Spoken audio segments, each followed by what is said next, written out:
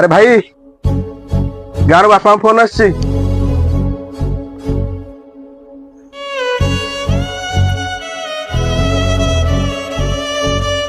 हाँ बापा। आउ केमिति सब चली सब भल बापा। तमे जानिछ मते किछि भी काम करबा को पडुनी। पूरा दिन बसी बसी जाउची। पूरा भल काम मते मिलिची। हाउ हाउ पुओ तो काम कर। अरे भाई कौन पाई बापा को मिछ कथा कहलु? तो एते एते कष्ट करछु। बापा को कौन पाई कहलु कि मते किछि एते काम करिया पडुनी बेली? अरे मु तो एठी कष्ट रे अछि। अजथाटारे घर लोक को कौन पाई कष्ट देबी?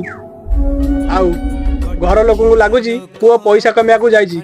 हेले पुओ एठी पैसा केमती कमाउची केवल पुओ को ही जणा। पेट पूरे तो पाई डाक